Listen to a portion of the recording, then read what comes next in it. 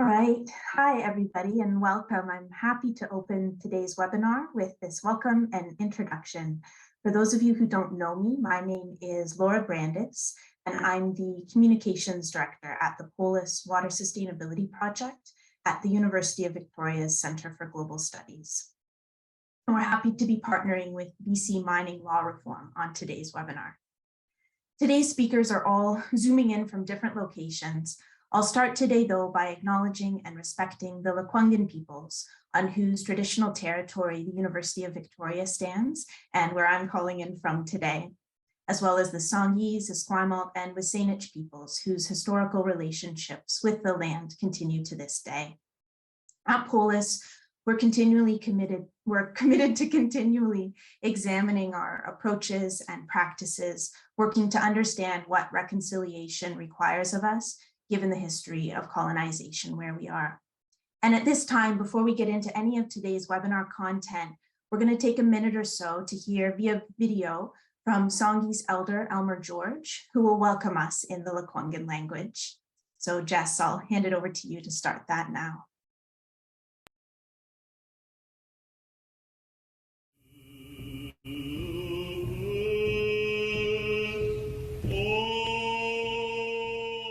Aishka siam chalaja kunin kunz anatechal Lekwangan sapsam tango siam school out atla te sapsam Lekwangan tango nisla isla ksana sila ksana men di atla school out snaka na sila nisla was at ngana at chokngin at snaka na men nisla jasa he was at chitlam na men snes qualsimachtan aichasiam. Thank you for coming to Songhees Esquimalt land. University of Victoria is on the land of the Chuklingin in the Snaka. My grandfather was chief of the Chuklingin people in Snaka. My father was also from here in the Chuklingin area. Thank you.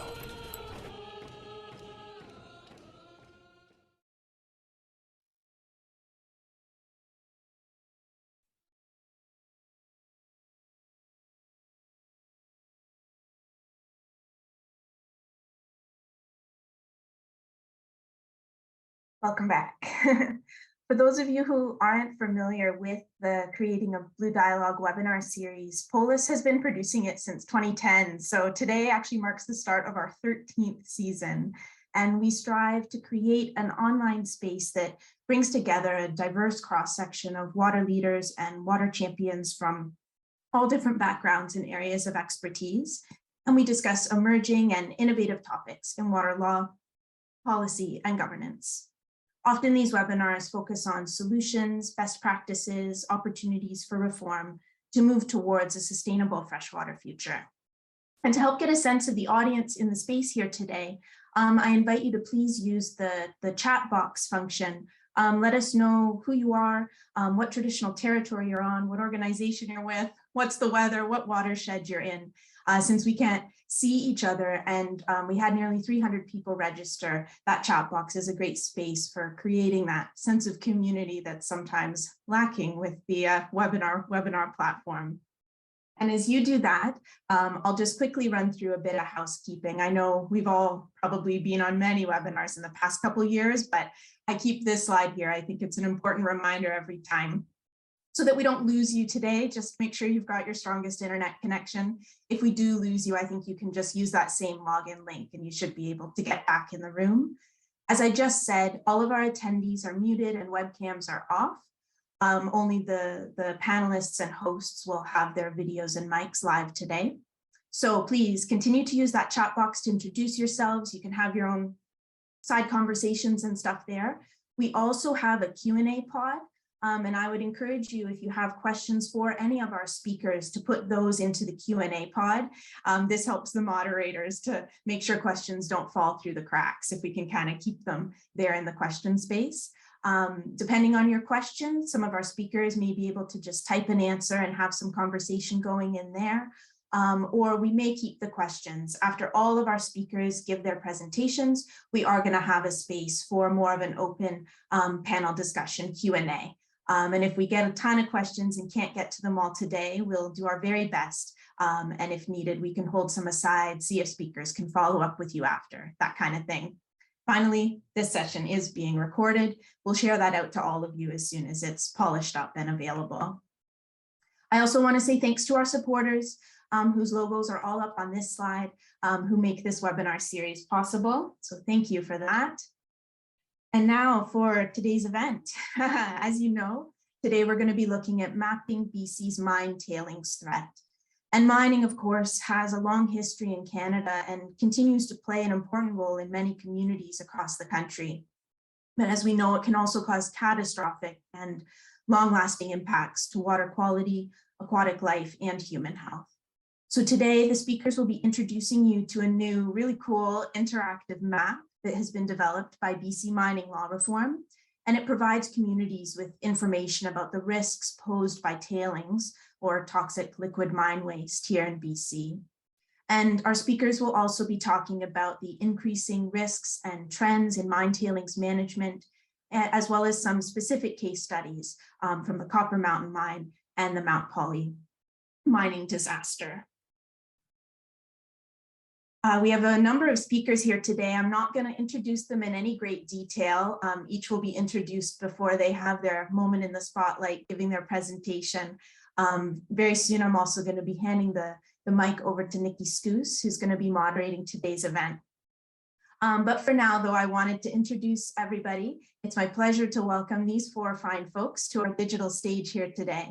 Adrienne Berchtold is an ecologist and mining impacts researcher at SkeenaWild Conservation Trust.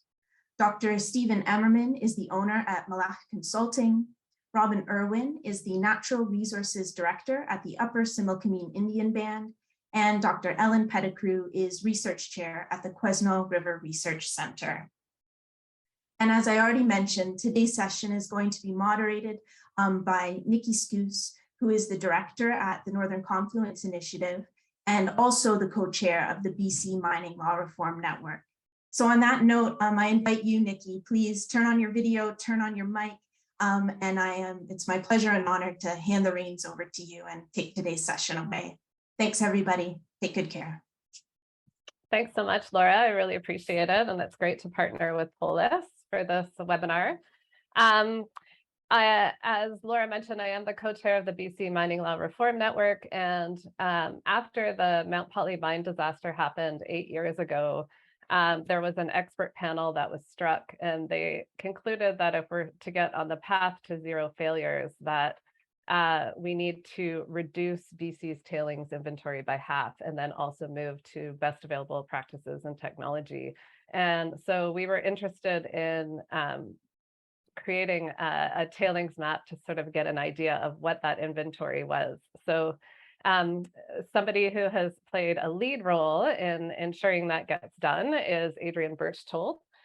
She's an interdisciplinary scientist with a background in marine and freshwater ecology and fish biology, and she's a researcher with the SkeenaWild Conservation Trust, looking at mining issues in British Columbia, especially linked with water quality and impacts to salmon and aquatic species, as well as impacts on Indigenous and non-Indigenous communities.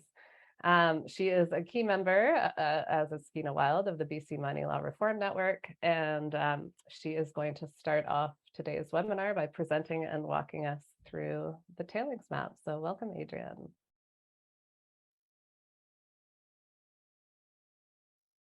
And you're on mute, so. Thank you. Hi, everyone. Just going to share my screen here. All right. So Welcome everyone, and thank you all for joining. I'm really happy to be here to present to you today BC Mining Law Reform Network's Mine Tailings Map. First, before I go through the map, I'm just going to go through a little bit of background information. I'm going to skip over this because Nikki and Laura did an excellent job. But again, my name's Adrienne Berchtold. So to start with, what are we here to talk about today? Tailings. What are tailings? They are the liquid waste product of mining. They're essentially a mix of water and very fine solids that are left over from processing the ore. And they tend to contain a lot of leftover metals as well as chemicals that have been added during the ore processing. So all of those can act as potential contaminants. Mines do produce quite a lot of tailings, so they need to put them somewhere. And they usually do this by placing them in a tailings storage facility or a TSF. And in BC, at least, these are most commonly above ground impoundments containing wet tailings. So the tailings still have quite a high water content. And then there's usually water ponded on top as well, so a water cover. And this is all retained by an earthen dam. So these dams are made out of earth, rock, other solid mine waste material sometimes. But the important distinction there is that these dams are different from your standard concrete water retention dams. And tailing storage facilities, or TSFs, can vary in design. So they can be a pond retained on all sides by these dams, such as the New Afton TSF near Kamloops, or they might be built into a natural valley with dams just on either end, such as at Red Chris Mine near Dease Lake. They can also vary in aspects such as tailings dam height, the volume that the facility stores or is designed to store, and they also vary in terms of tailings dam construction. So tailings dams are not built all in one go. They are built up over time in sequential raises. And what we call the raise method essentially refers to the direction that those dam raises move. So an upstream constructed dam, for example, the dam raises they're sequentially raised into the facility over top of the tailings, whereas downstream dams, the raises move away from the facility, and centerline dams, the raises are just sort of stacked one on top of the other. An important note here is that upstream dams are known to have higher rates of stability issues, and so they are much less desirable from a safety standpoint as a form of dam construction. So why do we care so much about TSFs? What are the risks and what are the impacts? Well, tailing storage facilities can be concerning simply because they're built often on top of, or at least very near to, sensitive ecosystems, salmon-bearing systems, and they can also be built near to human settlements as well. They also release contaminated discharge. We know that either through seepage or by intentional surface water discharges into the receiving environment.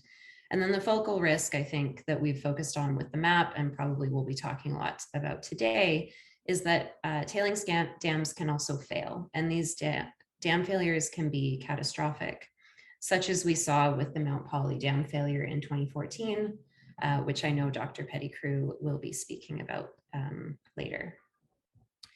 So given all of that information, the context for the tailings map was basically that in the wake of the Mount Poly disaster, an independent panel of experts was commissioned by the province to write a report about the failure, in which they recommended that the province needs to reduce its inventory of active tailings dams in order to prevent future similar catastrophes. However, the province hasn't really, it seems, produced a clear strategy for accomplishing that recommendation. In conjunction with that, the province of BC is facing increasingly extreme rainfall events driven by climate change, which could trigger further tailings dam failures.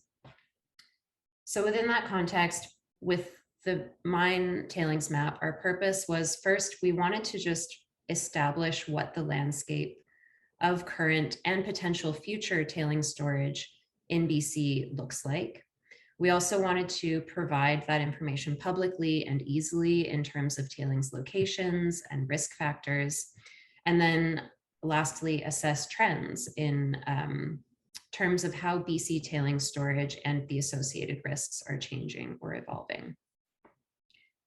So I'm gonna now move over to the map itself and kind of show you the tool and how it works. There's a lot of different functionalities, and so I'll just sort of give you an overview and a sense of, you know, what types of information you can learn from this map. So this is, you know, province of BC, obviously, and I'll just start by going through what each one of these dots are. So each point on the map represents a site where there is at least one tailings storage facility. So there could be more than one, but there's at least one everywhere that there is a dot on this map. And as you sort of look around and zoom in, you can select any one of these points. So I'm going to use Mount Poly as an example because I've already mentioned it. And when you click on any one of the points, it gives you a bunch of site-specific information in this pop-up box. So it gives you the name of the site, a photo. It'll tell you the status of the mine or the facility. And those statuses are also listed in the sidebar. So, you know, in BC, there are operating mines, there are closed mines, there are proposed mines that haven't been built yet. There's also this category of care and maintenance mines, which is sort of a limbo state that mines sometimes exist in this province, where they're not operational, but they're also not fully closed. And that's the case for Mount Poly. Then it tells you the total number of tailings dams that are at that site, as well as the maximum dam height. So that's the height of the tallest tailings dam on site. So the tallest dam at Mount Poly is 52 meters right now.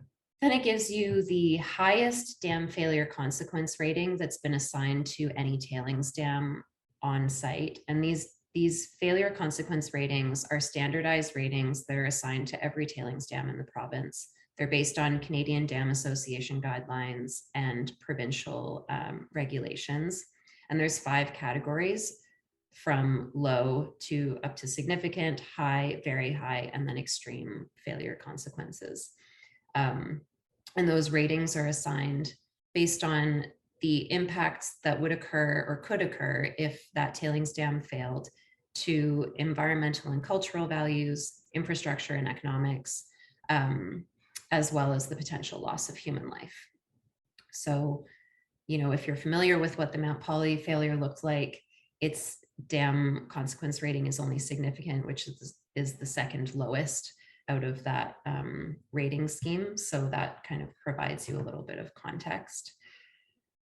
The next piece of information it provides is the minor order watershed that the site is located in. And then when you click on more information, it drops down and you can see, you know, the information about the commodity that's produced there, the owner. It tells you whether any of the tailings dams on site have been constructed using that upstream dam method. Also tells you the current total volume of tailings that are being stored across the entire site. So if there's more than one facility, it'll give you, you know, the total for all of them. In the case of Mount Poly, that information isn't available, but we do have, you know, the last piece of information here, which is the design storage capacity for the largest tailings facility on site.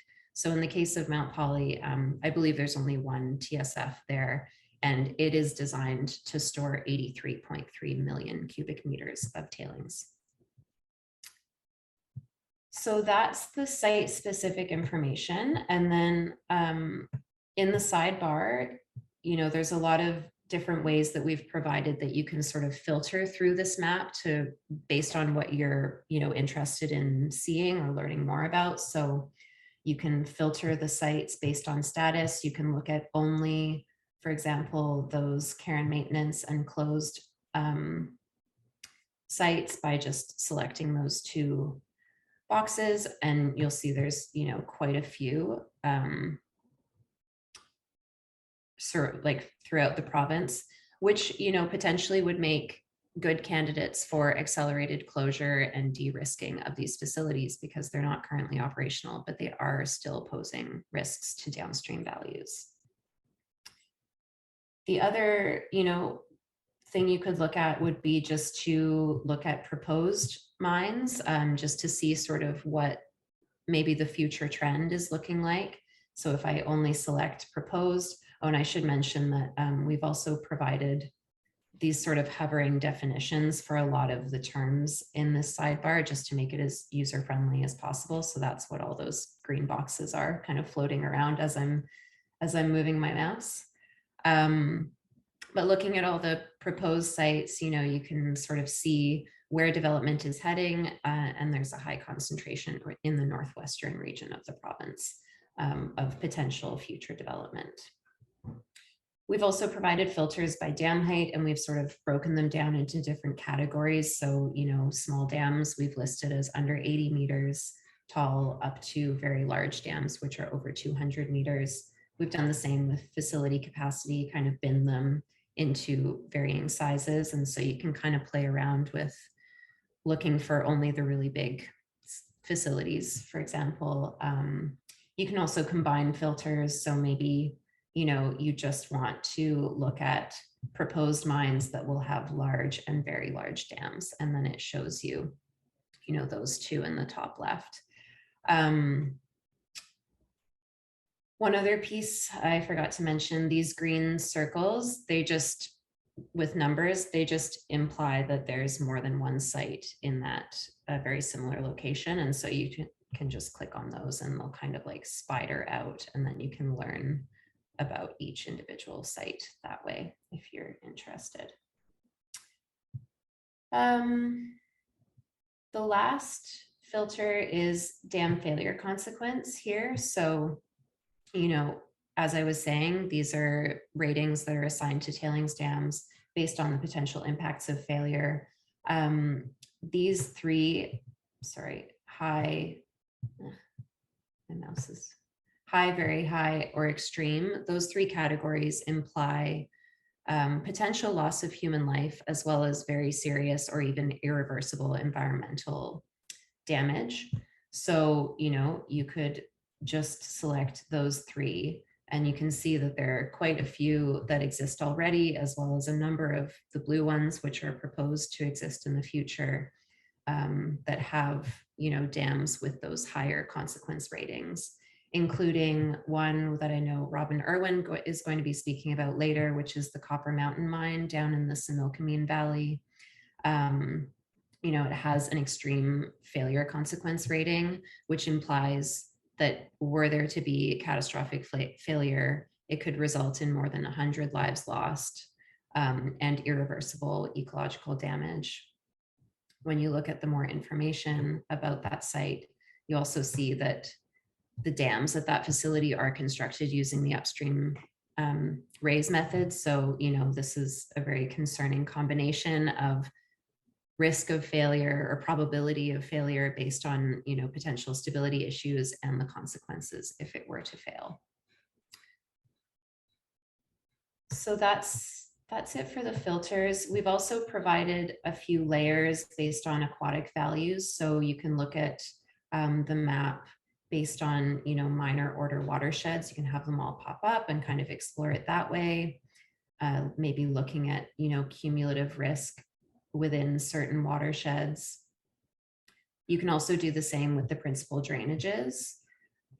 So those are the larger, major drainages in the province, the Nass, the Skeena in the Northwest, or for example, the Fraser, which does have, quite a number of sites within it, including, not this one, but including Highland Valley Copper, Highland TSF. It's a really, really large mine, and it's an extremely large tailings facility. Its capacity, current storage is 1.2 billion cubic meters of tailings, and the facility is designed to store 1.5 billion cubic meters. And I know that that's kind of a hard number to sort of wrap your head around in terms of what it actually looks like, but I can tell you that we've looked into additional research into the site, and sort of modeling of what a failure would look like from that facility does indicate that with the amount of volume that is stored in that facility and the location, you could expect to see the flood wave going all the way down throughout the rest of the Fraser watershed and even past Hope into the lower mainland. So it's quite a large extent of potential damage.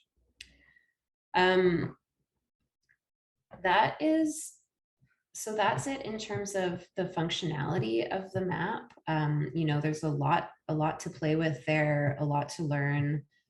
We've also provided a number of supporting documents. So down here in the bottom right, we've got a research methodology, definitions of important terms, all of our data sources, that sort of thing.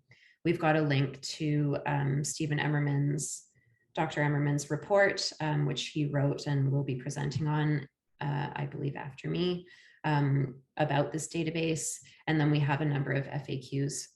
So just lots of information, and we really hope that it'll be, quite a useful tool for folks to sort of play around with and kind of take their own lessons from. One thing I would say is that we have learned from this map that there is quite, a cumulative risk arising through all of these facilities across the province. And so, a few of the recommendations that we have and solutions that we've come to sort of address that risk, the first one being following that Mount Poly expert panel recommendation to reduce the inventory, whether that's by decommissioning dams or just finding other ways to de-risk these facilities, as well as reducing the volume of tailings. So, finding ways to reduce the water content would be the best way of doing that. That will result in smaller tailings facilities, which results in smaller risk and smaller impacts in the case of failure. And then also, climate change really needs to be taken into consideration. The province is going to continue facing increasingly extreme precipitation. And the ability of these facilities to withstand those events needs to be rigorously assessed, especially when we're talking about approving new facilities. So I will leave it at that. Yeah, thank you for listening. Thank you so much, Adrienne. And definitely the link was shared in the chat. Maybe we can do that again. So when people want to spend a time looking around on the map itself.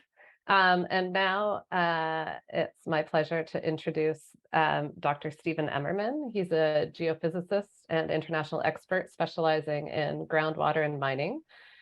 He's evaluated proposed and existing tailings storage facilities on almost every continent, and he's testified on tailings storage facilities before the U.S. House of Representatives Subcommittee on Indigenous Peoples of the United States, the European Parliament, at the UN level, and he is the chair of the Body of Knowledge Subcommittee of the U.S. Society on Dams and one of the authors of Safety First, Guidelines for Responsible Mine Tailings Management. That maybe we can also share the link to that in the chat.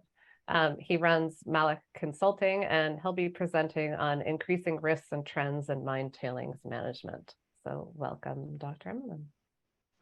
Okay, thank you, Nikki. I'm going to share my screen. And can you see my screen? Let's see. Yeah, The there we go. Now it's in okay, right just mode. taking a bit to load. Okay, well, thank you very much. Good morning to everybody. My name is Stephen Emerman. I'm going to be giving my analysis of the British Columbia existing and future tailings storage database, focusing on the risk of tailings dam failure in British Columbia. Okay, so I will skip this introduction, except there's me having my birthday party at Standing Rock and testifying before Congress. And now we'll get into our topic. Okay, so the question is what exactly is meant when we say the word risk, okay? So risk is a combination of two things. Risk is the combination of the probability of failure and the consequences of failure. So example, on the left, we see a diagram from a Canadian Dam Association publication. On the horizontal axis, we have consequences of failure. In this case, it's number of fatalities. On that vertical axis, we have the probability, the annual probability of more than N fatalities, okay? So where a particular tailings dam plots on this graph is a measure of its risk, okay? So we're gonna be looking at the drivers of risk and first focusing on the probability of failure, okay? Now there's many drivers of risk, but I'm gonna focus on the information that is available in this new database and also readily available information. So high precipitation, high seismicity, high runoff, those are all drivers of risk. That's readily available information. What we have in the database is use of the upstream construction method, the status of the tailings storage facility as closed or under care and maintenance, and the height of the tailings dam. Okay, I'll just emphasize that tailings dams in British Columbia are certainly among the tallest in the world. This is the East Dam of the Copper Mountain Tailings Management Facility. There's a proposal to raise it to 259.5 meters. That would make it the second tallest tailings dam in the world. It would make the West Dam at the same facility the third tallest tailings dam in the world. Okay, so Adrienne already talked about this upstream construction method, but it's so important, it's worth emphasizing. Okay, so you start with a starter dike, and then you inject tailings to your left in the upstream direction. And when the tailings start to approach the level of that starter dike, another dike is built in the upstream direction, okay, that is on top of the tailings that are being confined. Okay, now these upstream dams are inexpensive because they use a minimum amount of construction material. But because the dam is built on top of the uncompacted tailings, upstream dams are susceptible to failure by liquefaction. If the confined tailings liquefy, the dam could fail simply by sliding over or falling into the liquefied tailings. Okay, many of the tailings dam disasters of the last decade were failures of upstream dams, Mount Poly, Samarco, Corregu de Feijão, which is often called Brumadinho. Those were all upstream dams. Mount Poly Dam was supposed to be a centerline dam. It was converted into upstream dam in violation of permits. Currently, upstream dams are prohibited in Brazil, Chile, Ecuador, and Peru. They are not prohibited in British Columbia. Okay, now, why is closed status a driver of risk? Okay, so start with this question. So what does that mean to say that a tailings facility is closed? So this is safety first, of which I'm one of the co-authors. So a tailings facility is safely closed when deposition of tailings has ceased and all closure activities have been completed so that the facility requires only routine monitoring, inspection, and maintenance in perpetuity, forever, or until there are no credible failure modes. Okay, now that's another important concept. A credible failure mode means anything that's physically possible. Any physically possible sequence of events that could potentially end in tailings dam failure.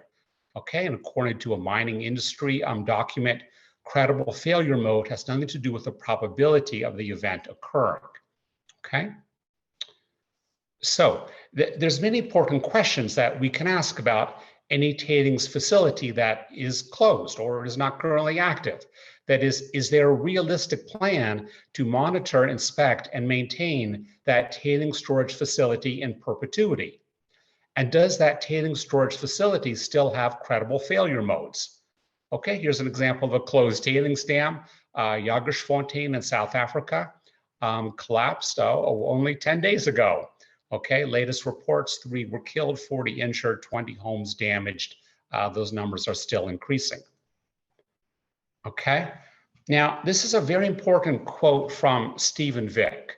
Okay, Stephen Vick was one of the members of the expert panel that evaluated the cause of failure of the tailings dam at Mount Poly.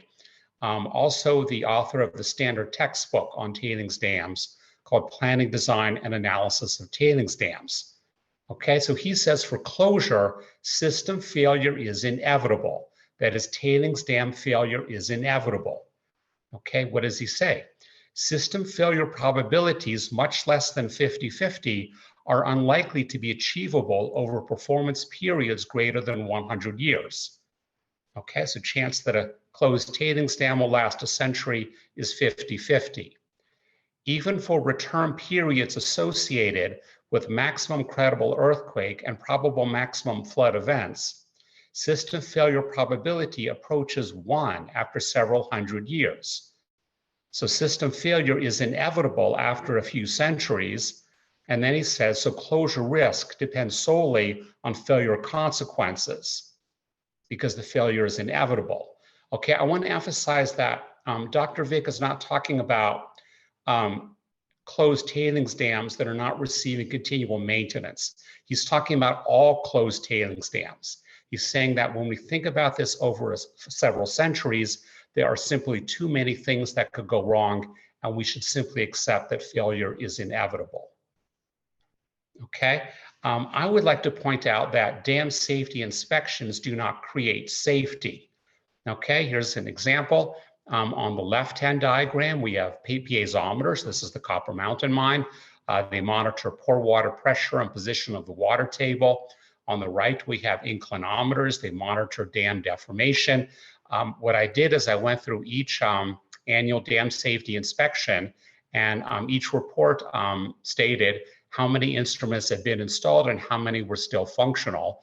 And we see a gradual decline in the functionality of the instruments. Okay, so these annual dam safety inspections, in this case, they are simply documenting the progress toward failure. This is an operating mine, not a closed mine. Okay, now risk also involves consequences of failure. So important drivers of risk: the height of the tailings dam, the volume of stored tailings, but most important, the environmental and socioeconomic context of the tailings dam. That is what is going to be impacted when the tailings dam fails. Okay, here's an example. We have here a proposed total copper mine in Spain. This photo is taken from the position of the tailings dam, less than 200 meters downslope. You can see the village of Adentero. The technical engineering term for this kind of situation is disaster waiting to happen.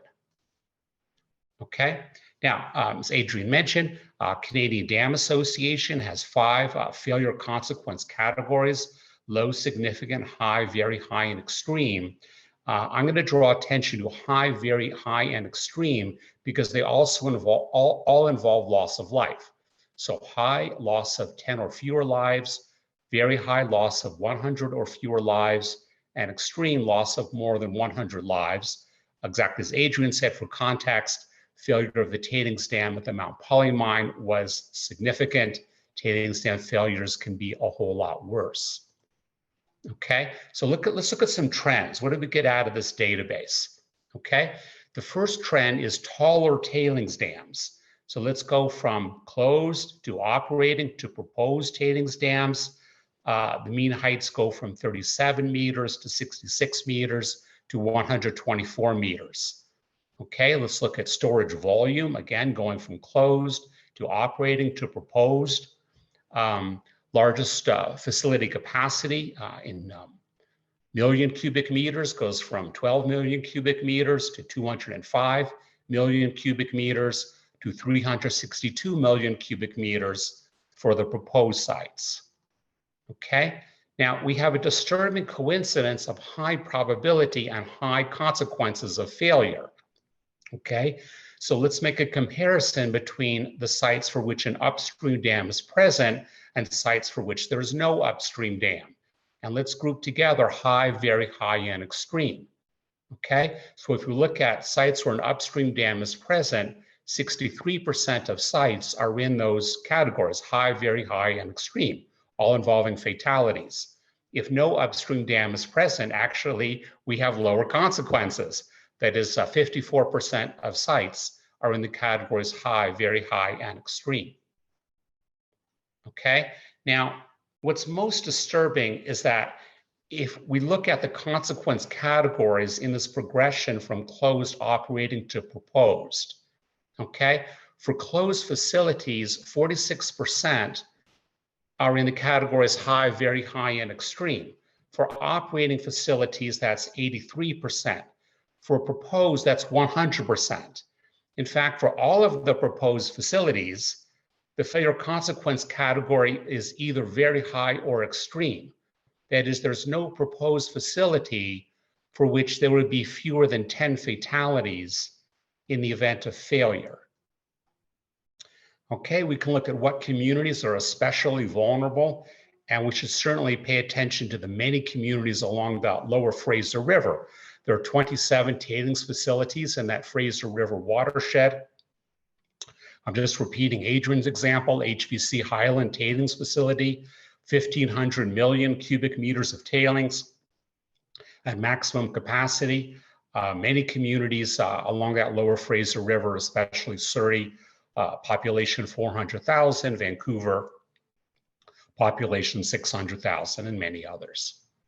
Okay, now I want to ask what are the particular tailings storage facilities of concern? This is the greatest risk.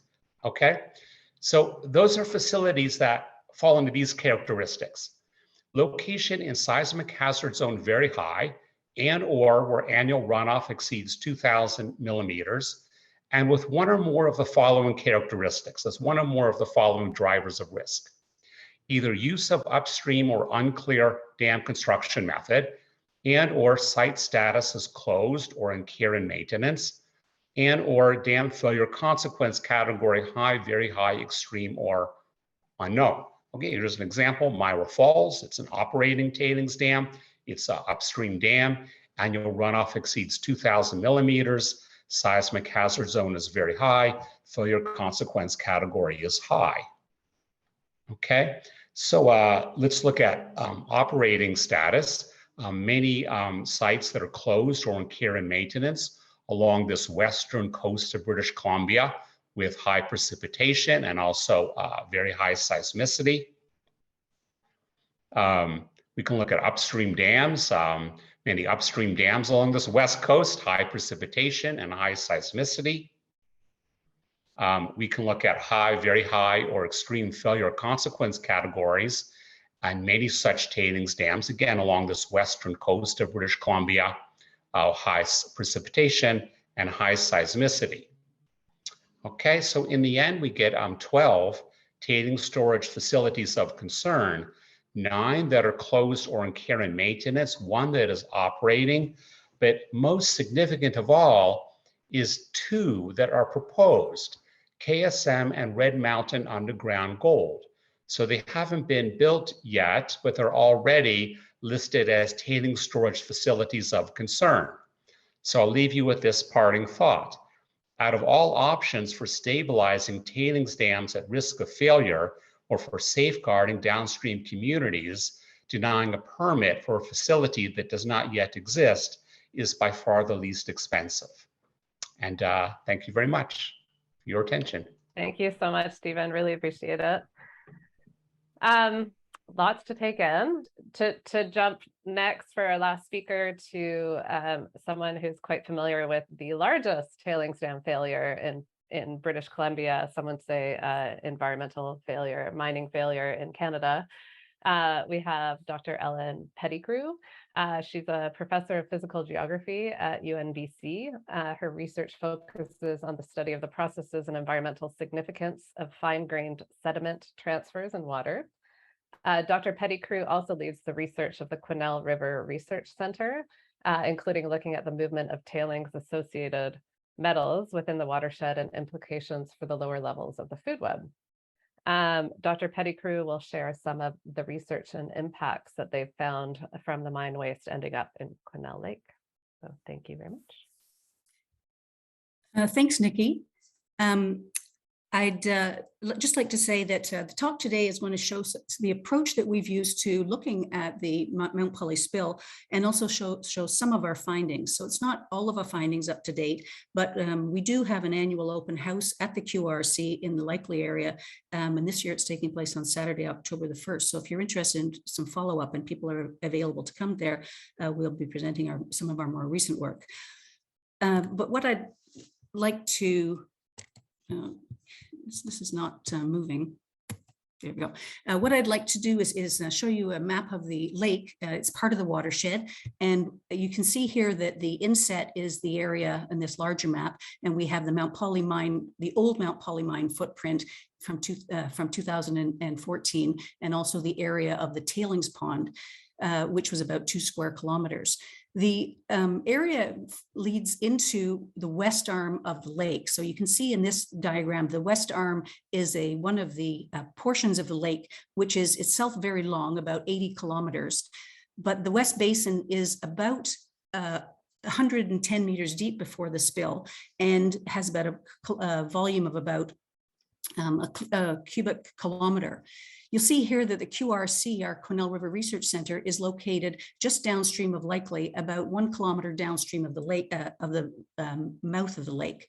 And so we were there, we have been working at the QRC for about 20 years. The system used to be a hatchery from the DFO, and it's located here on the Quesnel River. We keep a field site, a station at what we call our boat launch, where we collect a lot of information about the river, but we have monitoring that is on continuous monitoring, but also weekly monitoring of the sediments that pass by and the quality of the sediments that pass by the lake or pass by the river. The system, the Quesnel system, is important for a number of reasons. It was a near pristine system before the spill, but it also supports a very important stock of salmon, salmonids. And the sockeye stock is exceptionally important. And these also provide a food source for the local First Nations historically. And so the impacts on the salmon were a big concern. We have some aerial photographs here that show as an example of the view of the system, the Mount Poly mine before the spill, where you can see the tailings pond is full here. And then luckily we had a picture that happened the day after the spill, that occurred on August 4th of 2014. And you see here that the tailings pond is now empty. It was about height, I think, of about 40 meters high in terms of the walls, and it held about 25 million cubic meters at the time, is my recollection. So when the dam breached, it breached here, and the material went into Poly Lake and built its own sort of dam, and then reversed flow and came down the 9 kilometers of Hazeltine Creek, where it emptied then into the west basin of Quesnel Lake. And the west basin is, again, significant because that's where the heavy tailings fell, settled to the bottom. But we also know that the material that came into the lake this is a document that was provided by the mine in the first, after that first year, with their consultants determining some of the details. And we see that what went into the lake was about 8.6 million cubic meters of material, with about 12 million cubic meters of that being the tailings and interstitial water. Now, the tailings, people think a lot of times of tailings as being heavy and coarse, but in fact, there's quite a bit of fine material, given that the median diameter of the tailings is about 50 microns. So that's 50 microns, which is about the size of a human hair, the thickness of a human hair. So this material then is not very, it doesn't settle very quickly. Also note that 1.2 million cubic meters of material was scour from this landscape. And this is a photograph taken a couple of days after the event, where we see the small Hazeltine Creek now expanded, as well as most of the material, which is fine silts and clays from glacial-lacustrine deposits, as well as surface soils and organics, having been delivered to the lake. Some more material that was put out in a report that the mine was required to deliver in 2015 is a bathymetric chart of the West Basin bathymetry. So we've got here the bottom, the historical, I think this is about a year 2005 or something, but this blue line represents the base of the lake before before the spill. The red line was some new surveying that was done to show the height of the height of the material, which represents the tailings. So you'll see that in some cases along this 6 to 7 kilometers, there are about 10 meters of 5 to 10 meters of tailings that settled very quickly. And this is a map that the mine produced a few years later, which reflects the tailings, the concentration of copper in the tailings. And just to say, for those who don't know, this is a copper gold mine. The amount of, we've looked at the quality of the sediments and the tailings, looking at a whole range of different metals, but copper is the one that is in a big abundance and is very easy to trace. So we can see here that the copper just near the mouth of Hazeltine is very high, in excess of 600 parts per million or milligrams per kilogram. And we see that the areas, it spreads out such that we get back to what the mine was calling background levels of 120 parts per million. The work that we've done in the basin, because we were working in this region for the last years before the mine as well, was that our background material is really 50 parts per million. And so we see that we have very high values in excess of background in the bottom of the lake. But what was also of a concern was that this very fine material didn't settle quickly. It stayed in the water column for months after the event. And so because we were well positioned to track material in the, to be able to get out onto the lake, we started tracking the plume, or this fine material that was in suspension immediately following the event, as well as we started to characterize and collect sediment to look at its quality and composition, and then also look at implications of that material for the organisms in the food web of the lake. The approach that we used was to pull together a team of people who comprise both physical limnologists, microbiologists, and organismal biologists.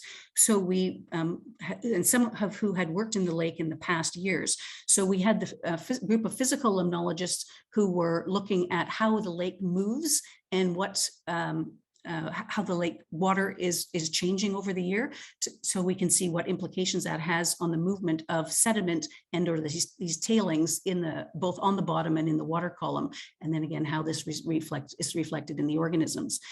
The people in physical limnology were able to install 5 moorings, which allowed data to be collected continuously in the water column over the year, and we then did a series of monitorings bi-weekly to look at what the conditions were at 10 different sites along the lake so that we could characterize the water column. So this diagram is an example of how the plume, which is shown here in black, actually moved upstream, up lake rather, as opposed to down lake in the very first period. And so this black plume, the gray here represents the bathymetry of the bottom of the lake, this being the West Basin. The West Basin has a sill, which is important because this is a glacial lake. The sill is very shallow at about 35 meters, whereas the upper lake is quite deep. So this material in the few days after the spill was sitting right in the West Basin, but we see it being pushed up the lake over August and then into October. And so we see that this very fine material is now not just in the West Basin, but is going up lake, but it's now also coming down lake. And this movement against the hydraulic gradient is a function of seshing, which is a rocking of the lake, which ends up pumping cold bottom waters, which in this case had lots of particles in the bottom water from the suspended sediment, up the lake and then down the lake. In order to assess some of the impacts of this movement of fine material, as well as the settling of this fine material, we used a corer that we borrowed from the Bedford Institute of Oceanography, which is called a slow corer, which allows us to take undisturbed samples of the bottom sediment. And we took we cored duplicate cores at about 18 sites through the lake to try to characterize both the impact zone right in front of Hazeltine, as well as the areas where this plume was obviously apparent and settling over a period of many months. And then we also sampled up lake to try to get into areas which were less affected and potentially undisturbed. while we sampled for a number of different types of metals, we also and organics, we found that as expected, the copper and any of the metals that are associated with the mine tailings were very high in the impact zone. And you can see here with this small push up to about 450 micrograms or parts per million, that some of these areas where the very fine material settled from the plume were also high, these plume influence sites. We also have other metals, which we know the tailings are depleted in, whereas the natural materials are higher in. So by using a copper chromium ratio, we can actually use it to fingerprint or trace to see what the sediments that we collect, if they're coming from the mine tailings or if they're coming from somewhere else. So I mentioned that we sampled downstream of the mouth of the river at our boat launch. And what we see here is that we've sampled over a number of years up to 2021 on a weekly or bi-weekly basis. And what we're doing is collecting the suspended sediments that are in the river. And here we're looking at the sediment concentration of copper. And so with that copper concentration being in with that copper concentration, we see that during the times where the lake is turning over or being mixed thermally, we see this resuspension of material from the bottom waters and a higher concentration of sediment coming out every time we sample in this period of mixing, autumnal mixing. It also goes up in the spring mixing, and you see over time the copper concentrations start to wane. Another impact from the fine sediment that was in the lake in the first sort of 8 months post-spill was the fact that we saw this greening of the lake. This is the West Basin, and we can see that the West Basin is much greener than up lake in the main arm. This greening is much like a glacial lake when you have glacial flour, very fine particles which reflect the light. So it wasn't the function of the copper concentration, but more a function of the light reflection taking place there, which is quite disturbing to the community. This bottom diagram here is the same example of the copper concentrations in the suspended sediment in the river over time, and showing this summer lows, but peaks during this overturn, suggesting this mixing of what's coming out of the lake. And the mixing of the material that's on the bottom of the lake. And what I show on the top is a result of Brody Granger's MS Masters of Engineering thesis, who worked on the physical limnology aspects using mooring data, and he was able to model the amount of the mass of sediment, fine sediment, that was in the water column in the lake over time. And what you'll see here with these arrows is that the massive material that's resuspended at these different times reflects the amount in terms of copper concentration that we're seeing coming out, showing that linkage between mine tailings being resuspended and then being pushed out of the lake. And we know that it's going both upstream and downstream. So in conclusion, I'd just like to say that some of the findings that we found was that this plume was a fine sediment, stayed in the lake for a very long time and went in two directions, which was not necessarily expected by most people. This is also one of the few examples of where tailings go into a lake versus a river, where it's easier to model it downstream. And then on top of that, we see that the copper concentrations in the lake are well above background and well above the sediment quality guidelines as well. We had that from our coring, we were able to see that the bottom materials were very mobile, and also some of the work that was done out of UBC at the microbial community showed that we see very different microbial communities in the impact versus the reference stations, and that we see this direct linkage between what's in the water column of the lake and what's coming out of the river into the Quesnel River and then potentially downstream. So the funding was predominantly from Environment Canada's environmental damages funds, but that came in a couple of years after we started working. But at the very beginning, I'd just like to, at the very beginning, we got lots of support from a number of people to allow us to do this research. Thank you very much. Thank you so much, Ellen. And I remember when after, people had been using Quesnel Lake to get their drinking water from the residents from around there. And I know that the head of Mount Poly stated right after the disaster that he would, make sure that, he would drink water out of the river, out of the lake rather at some point. I think he said he'd drink it out of the tailings pond. Right. I don't think he's done that. So we have a couple of questions, so we can bring everybody back. And apologies, unfortunately, Robin did have to leave to go, but maybe Ellen, while the others are being put on, we could just sort of answer. Can you briefly describe how copper impacts salmon or fish? Those high Yeah. level of concentrations. Yeah. The copper is taken up. We've been looking at the lower levels of the food web ourselves and looking at sort of the phytoplankton, some biofilm, as well as some of the invertebrates. But one of the people that we worked with, Greg Pyle, who's from University of Lethbridge, was an expert on copper affecting fish. And one of the concerns about soluble copper in the water column is that it affects their ability to locate and to move. So their perception of how getting prey and things like that is modified. We were more concerned with uptake through the food web, and in some of Greg Pyle's graduate students have been looking at that. And there was a recent paper out about some of the effects on some of the mayflies and some of the organisms that they sampled in the nearshore regions of having higher levels of copper in their systems, and they provide the food source to fish. So we expect that there's potentially a concern over the medium to long term on uptake. Right. Thank you for that.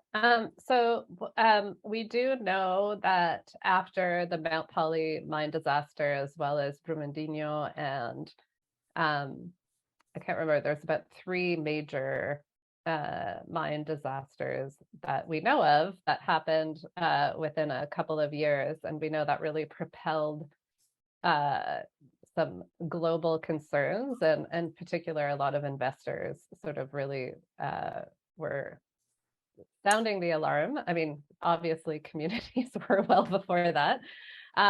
We're sounding the alarm, and what came out of that was a global industry standards for tailings management. So Sally has asked what, and Stephen, I know that you've followed that closely, so I don't know if you want to take the first stab at answering it, but she said management of facilities plays a major role in the stability, and currently Copper Mountain is not signed on to the global standard, whereas Teck and other major operators are.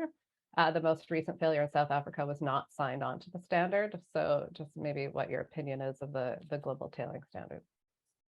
Okay, thanks for the question. I actually was trying to answer and hit answer live by mistake. So if you'd like a quick read of my opinion, I just put that in the chat, okay?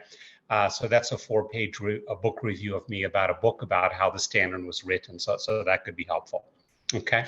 Anyway, the main thing is that the global industry standard on tailings management was almost entirely written by the mining industry, okay? That is basically by International Council on Mining and Metals, okay?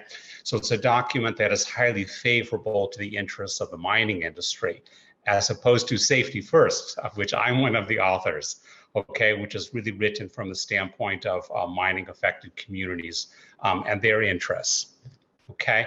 Now, company members of ICM are obligated to implement the GISTM, okay? Copper Mountain is not one of those member companies, but if we consider who association members are, they include Mining Association of Canada, Prospectors and Developers Association of Canada, International Copper Association, okay? So there's many relevant association members in the BC and Canada area, okay? Now, the important thing I think is to consider, even though this document is highly favorable to the mining industry, what it still requires mining companies to do, okay? As an example, the global industry standard requires public release of dam safety reviews. Okay, so that's the standard in the mining industry, okay, according to their industry group. Okay, now an issue with Copper Mountain is that Copper Mountain Mine will not release the dam safety reviews, neither will the BC government release those dam safety reviews. Okay, the most recent dam safety review of the Copper Mountain Mine was extremely critical about the stability of that tailings dam. Okay, so according to that global industry standard, which is very favorable to the mining industry, they should release that standard. That should be available to the public. Okay. Right. Thank you, Stephen. And I think, Ellen, again, this is probably more directed towards you, but it also came up in Robin's presentation is that there seems to be like a real challenge of access, I think, to some of the studies that happened. And I don't know if you could speak about, there are a couple of like just detailed questions that people have about, you know, have there been studies on remaining animal and insect populations since the Mount Poly mine disaster and what happened to the water quality? But maybe you could also just touch on, like as you mentioned there, you received funding from a myriad of sources. Like how challenging has it been to do that research and to keep it up? And have there been any access issues, I guess? We did have some access issues early on, and the mine, you know, indicated that there were safety concerns that we weren't allowed to get into, say, for example, Poly Lake, which had been hit really hard at the front end. And so we also were not allowed to be on Hazeltine Creek because of the reconstruction they were starting to do there and the removal of mine tailings. So we didn't have good access to those areas, but they could not restrict people from being on the lake. So we started focusing on the lake right away.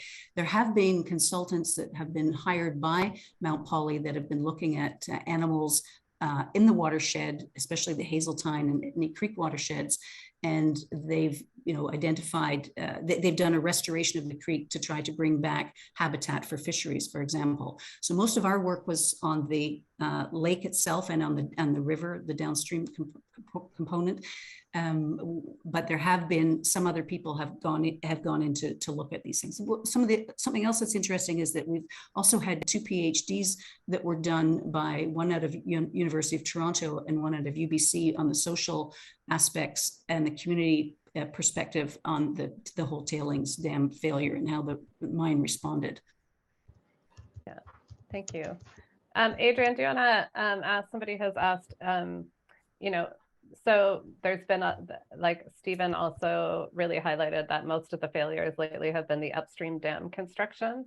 And I think the good news is also, while it's not banned in British Columbia, it would be easy for BC to do that because not many mining companies are actually proposing that kind of dam construction, given the risks. And I don't think many people would invest in that, but maybe you could, Adrienne, just talk about what other kind of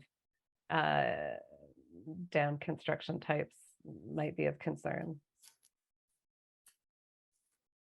Sure. I mean, I think this is a little more Stephen's wheelhouse, but well, I mean, we do know that modified centerline is a type of dam construction that is maybe a little less common. You know, it doesn't end up in all of those standard sort of infographics like the one that I showed that has upstream, downstream, and centerline. So modified centerline, sort of, if you imagine that centerline gets built, the races are right above each other, then modified centerline, it sort of looks a little bit like this when I look at the sort of like engineering drawings. And so there is some component of the raises going above the tailings and the uncompacted tailings in the facility. And so there is some risk associated with those types of dams that would be similar to the risk associated with upstream dams that we've already spoken about a lot today. So that would be one, you know, type of dam construction that I think there needs to be a bit more of a conversation around. I think a lot, it seems, just, you know, based on some of the projects that I've looked into, mining projects, I mean, in BC, that modified centerline is sort of being used by proponents and is being proposed for new facilities. So that would certainly be something, you know, to be concerned about and to perhaps have a larger conversation about, you know, whether that really should be considered best practice moving forward for the province. Yeah, thank you. Somebody, June asked, why does mining company get to be the decision maker on remediation of an area? Ellen, I don't know how much community interaction there's been in terms of that remediation or reclamation of Hazeltine Creek. If you could at all speak to that. It sounded like from Robin's presentation, it was hard, you know, the elders gave input into, you know, how they wanted that creek designed and were kind of ignored. I do know on a positive note, potentially moving forward, there was the province is looking to, if they're calling it the better bonding strategy.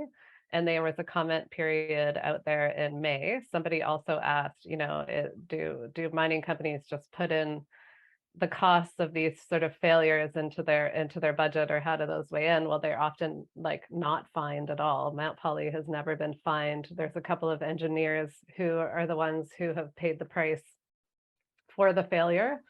And there's ways that the company gets to write off the work, and so it's actually being subsidized by the taxpayer in many ways. But there is an effort to make sure that mining companies put the funds up front, the reclamation bonds up front, so that the mine sites are cleaned up at the end. And part of there was just a sort of what we heard document that was just released, and just on that there was it was noted, a bunch of people commented that there should be Indigenous consent and inclusion in terms of what that reclamation is, when it's considered, and helping with the ongoing monitoring. So just to say that that's a live conversation right now, and be happy to also share the link to where you could submit your views. But Ellen, I don't know if you have any kind of thoughts around that too.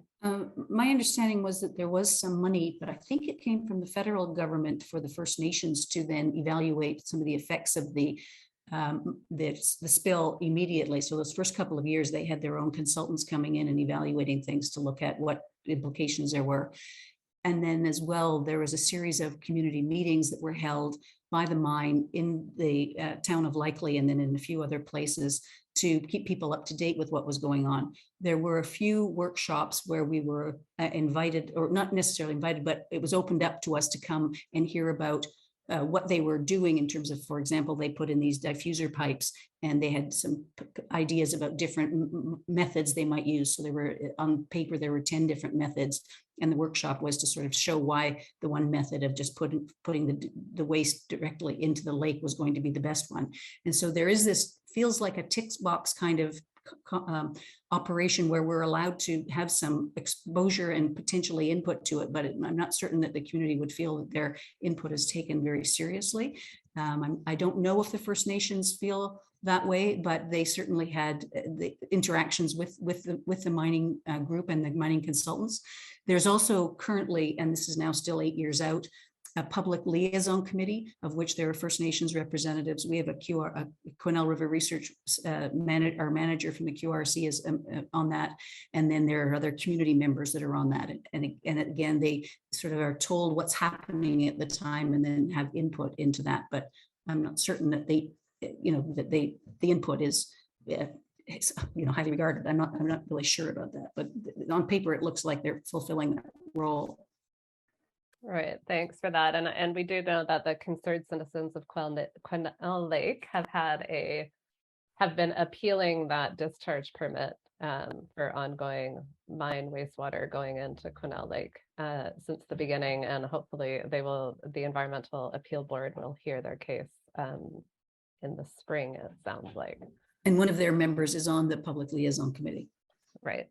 Great. Thank you so much, everyone. Laura, I don't know if you want to come back on, but a huge shout out. I don't know if any of you guys have a couple of closing words that you'd like to share, of things that you've heard or learned.